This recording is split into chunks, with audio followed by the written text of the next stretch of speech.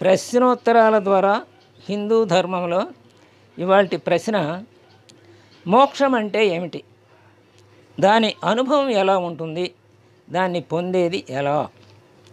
ఈ ప్రశ్నకి సమాధానం ఏమి ఇచ్చారో చూద్దాం. మనం భగవద్గీతలో 13వ అధ్యాయంలో క్షేత్రజ్ఞ విభాగ యోగం అని చదువుకున్నాం కదా. ఆ క్షేత్రజ్ఞ విభాగ యోగంలో సారాంశమైన వాక్యం ఏమిటంటే, తాను క్షేత్రజ్ఞుడనని ఎరిగినవాడు ఎట్లున్నను తిరిగి పుట్టడు. నేను క్షేత్రజ్ఞుడనే, క్షేత్రమున మాత్రము కాదు అని తెలుసుకున్నవాడు.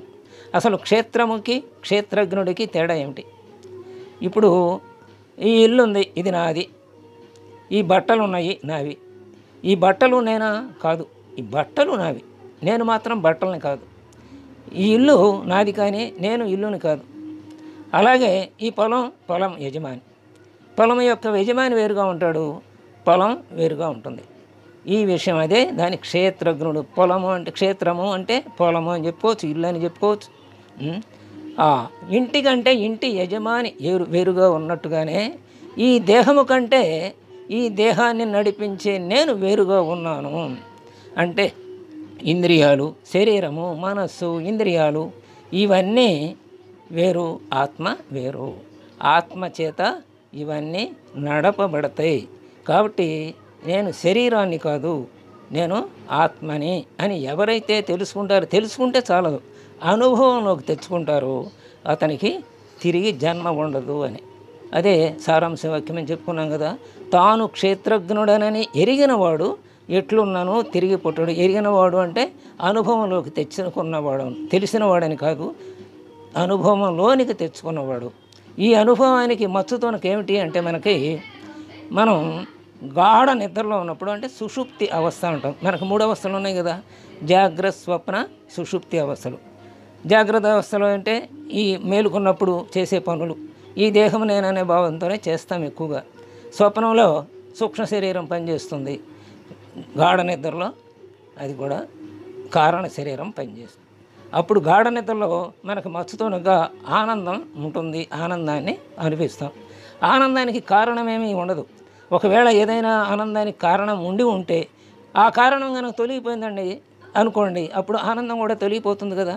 కాబట్టి కారణము లేనటువంటి ఆనందం అంటే దాని స్వరూపం అది. ఆ స్వరూపమే అసలు మనం. స్వస్వరూప అనుభూతి మనకి సుషుప్తిలో కలుగుతుందన్నమాట. అంటే మన స్వరూపం ఏమిటంటే వాస్తవంగా ఆనందమే, ఈ దేహము కాదు. ఈ పంచ జ్ఞానేంద్రియాలు, పంచ కర్మేంద్రియాలు, పంచ తన్మాత్రలు, అలాగే అంతరేంద్రియాలు, అలాగే పంచప్రాణాలు ఇవన్నీ కాదు. అలాగే సప్తధాతుయుక్తమైనటువంటి ఈ శరీరము నేను కాదు. నా స్వరూపం ఏమిటి అంటే ఆనందమే నా నిజమైన స్వరూపము. అది నేను ఎప్పుడు అనుభవిస్తున్నాను అంటే సుషుప్తిలో అనుభవిస్తున్నాను. ఆ అనుభవాన్ని జాగ్రత్తలో కూడా అనుభవించగలిగే స్థితికి మనం వస్తే అప్పుడు మనం మోక్షస్థితిని పొందినట్లే, అంటే జీవన్ముక్తులమే. అంటే ఈ భార్య, బిడ్డలు వీళ్ళందరూ కూడా ఈ శరీరం ఎంత తాత్కాలికమో ఈ బంధుత్వము, ఈ జగత్తు అంత తాత్కాలికమే అని కూడా అర్థమవుతుంది. ఆ అనుభవం వస్తే నిజస్వరూపం, నిజమైన ఆనందం మనం అనుభవిస్తామట. ఎప్పుడైతే ఆ ఆనందం అనిపిస్తామో అప్పుడు ఇంకా దుఃఖమేముంటుంది, ఏమీ ఉండదు. ఈ దేహమే అనుభవిస్తోంది, అనుభవించే అన్నీ కూడా ఈ దేహమే. కానీ ఈ దేహానికి అతీతమైన ఆత్మని నాకు వీటితో సంబంధము లేదు అనే భావన దృఢమైనప్పుడు ఇవన్నీ దేహానివే కానీ నావి కాదనే భావన ఉన్నప్పుడు సమస్థితిలో ఉంటాం. ఇక ఇలాంటి అనుభవం ఎప్పుడైతే కలిగిందో అప్పుడు ఆ పునర్జన్మ అంటూ, చనిపోయిన తర్వాత ఇంక పునర్జన్మ అంటూ ఉండదు. అయితే ఇలాంటి మోక్షాన్ని మనం పొందాలి అంటే మనకి ఏమేమి ఉండాలి అంటే ప్రతిదానికి అర్హత ఉండాలి కదా. ఇప్పుడు మాధ్యమిక పాఠశాల ఉత్తీర్ణుడయ్యారు, ఆఖరి తరగతి ఉత్తీర్ణుడయ్యారనుకోండి, అప్పుడు ఉన్నత పాఠశాలలో మొదటి తరగతికి వస్తాడు. ఆ ఉన్నత పాఠశాలలో ఆఖరి తరగతి ఉత్తీర్ణుడయ్యనుకోండి, అప్పుడు కళాశాలకు వస్తాడు. కళాశాలలో ఆఖరి తరగతికి ఉత్తీర్ణత పొందాడు అనుకోండి, అప్పుడు విశ్వవిద్యాలయానికి వెళతాడు. అంటే అర్హతలు ఉన్నాయి కదా ప్రతిదానికి. అలాగే ఇక్కడ మోక్షం పొందాలంటే అర్హత ఏంటి? ముందు అసలు ఆ మోక్షం అనే భావన రావాలి. నేను పొందాలి అని అంటే ముముక్షువు అంటారు. మోక్షం కోసం ప్రయత్నించేవాడిని ముముక్షువు అంటాడు. అంటే ముముక్షువుకి ఏం కావాలి? ఆత్మజ్ఞానం కావాలి. నేను ఈ దేహాన్ని కాదు, నేను ఆత్మనే. ఈ దేహాన్ని ఏదైతే నడుపుతుందో చెప్పుకున్నాం కదా, క్షేత్రజ్ఞుడు క్షేత్రము అని. నేను క్షేత్రజ్ఞుడుననే తెలిసినవాడు ఎట్లో నన్ను తిరిగి పుట్టడు అని చెప్పుకున్నాం కదా. అంటే ఆ క్షేత్రజ్ఞుడుగా ఉండాలి అంటే వేదాంతం ఏం చెప్పింది అంటే, వేదాంత ప్రకారం వివేక వైరాగ్యులు ఉన్నవాడే మోక్షానికి అర్హుడు అన్నాడు. వివేక వైరాగ్యాలంటే ఇంకా సాధన చతుష్ట సంపత్తి కలవాడే మోక్షానికి అర్హుడు. ఈ సాధన సంపత్తి లేనివాడికి మనం చెప్పినా అవి ఎక్కవు. కాబట్టి సాధన చతుష్టయ సంపత్తి కలిగి ఉండాలి. అంటే 4 సంపదలు అన్నమాట ఇవి.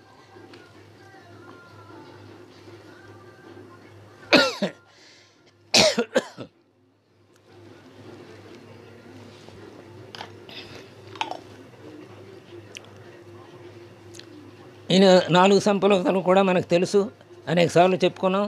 అయినా ఒకసారి మళ్ళీ వచ్చింది కాబట్టి ఒకసారి గుర్తు తెచ్చుకుందాం. ఈ 4 సంపదలు ఏమిటంటే నిత్యానిత్య వస్తు వివేకము, ఇహమూత్రార్థ ఫలభోగ విరాగము, అలాగే సమాధి షట్క సంపత్తి, అలాగే తితీక్ష శ్రద్ధ, అది సమాధి షట్క సంపత్తులు అవి. ఆ తర్వాత మనకి మోక్షేచ్ఛ. ఈ 4 కావాలి. ఇక నిత్యానిత్య వస్తు వివేకం అంటే నిత్యమేది అనిత్యమేది. ఈ ప్రపంచంలో కనపడుతున్న ప్రతిదీ అనిత్యమే. ఎందుకంటే ప్రతిదీ మార్పు చెందుతుంది. మార్పు చెందింది ఒకటే సత్యము, అదే పరమాత్మ, అదే చైతన్యము అని చెప్పుకుంటున్నాం మనం. దానికే సచ్చిదానంద స్వరూపం అని కూడా చెప్పుకుంటున్నాం. అదొకటే నిత్యము, మిగతాదంతా కూడా అనిత్యమే అని. అదొకటి, ఆ వివేకం ఉండాలి మనకి.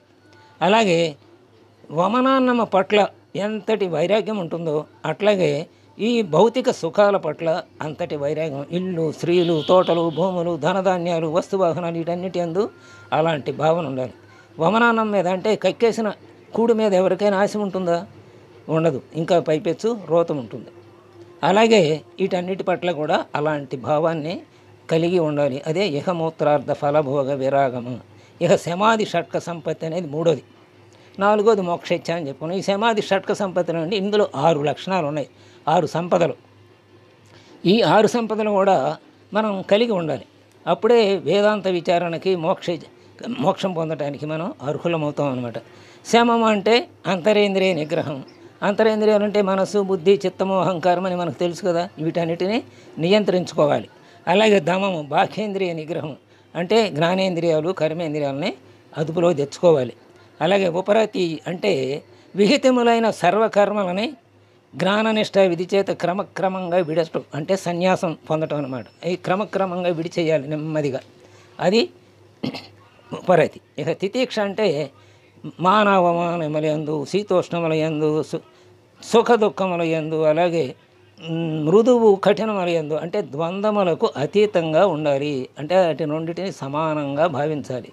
ఇక శ్రద్ధ అంటే గురు వేదాంత వాక్యములందు, గురువునందు, గురువు చెప్పిన ఉపదేశం అందు, అలాగే వేదాంత శాస్త్రాలందు, ఈశ్వరునందు కూడా విశ్వాసం కలిగి ఉండాలి. అలాగే సమాధానము అంటే గురుపదిష్ట వాక్యాలని వేదాంత శాస్త్రములందు చూసుకొని మనస్సును దృఢపరుచుకోవాలి. ఇది సాధన చతుష్టయ సంపత్తిలో 3వదైనటువంటి సమాధి షట్క సంపత్తి. ఇక ఆఖరిది మోక్షేచ్ఛ. మోక్షేచ్ఛ అంటే మోక్షం కావాలని కోరుకోవడం. మోక్షం కావాలని కోరుకుంటే వచ్చేస్తుందా? దానికి విరుద్ధంగా ప్రవర్తించామనుకోండి వస్తుందా? ఆరోగ్యం కావాలని చెప్పి అనారోగ్యం కలిగించే పనులన్నీ చేసామని అనుకోండి, ఆరోగ్యం వస్తుందా? రాదు.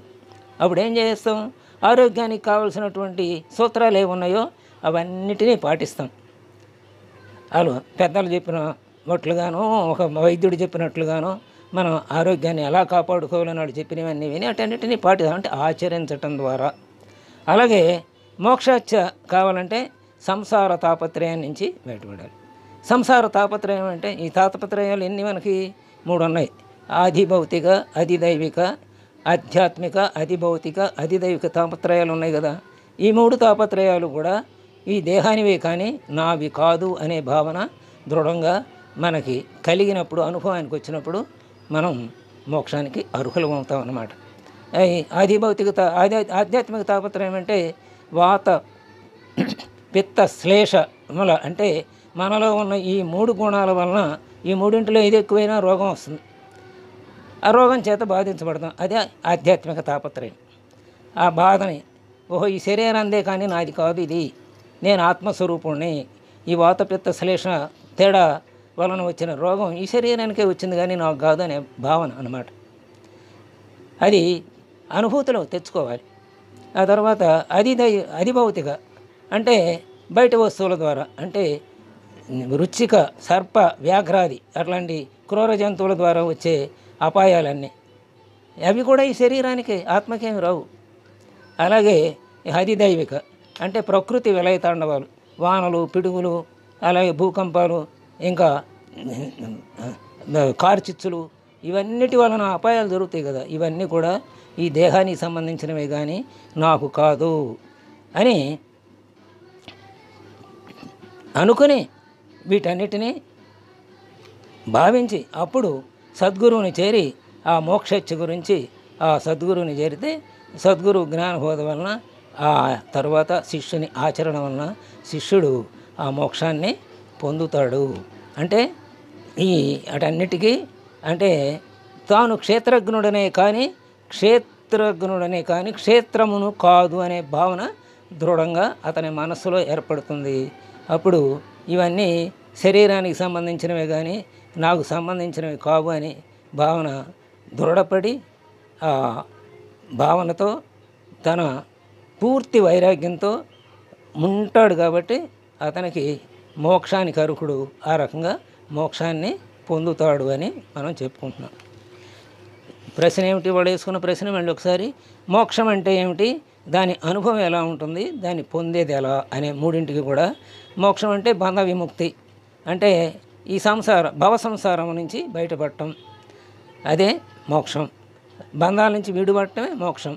ఆ బంధాలు ఏమిటంటే భవసాగరంలో ఉన్నాం, బంధించబడ్డాం అన్నమాట. ఈ సంసారం అనే సాగరంలో అందులో నుంచి బయటపడడం. ఆ తర్వాత దాని అనుభవం ఏంటంటే చెప్పుకున్నాం కదా, నేను క్షేత్రజ్ఞుడినే కానీ క్షేత్రమును కాదు అనేది సుషుప్తి అనుభవమే.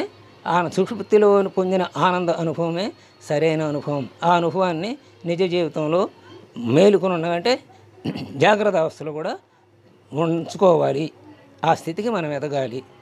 దాన్ని పొందాలంటే గురూపదేశం ద్వారా మనం పొందుతాం. దానికి మనం ఎప్పుడు అర్హులం అవుతామంటే సాధన చతుష్టయ సంపత్తి వల్ల అని మనం చెప్పుకున్నాం ఇప్పుడు.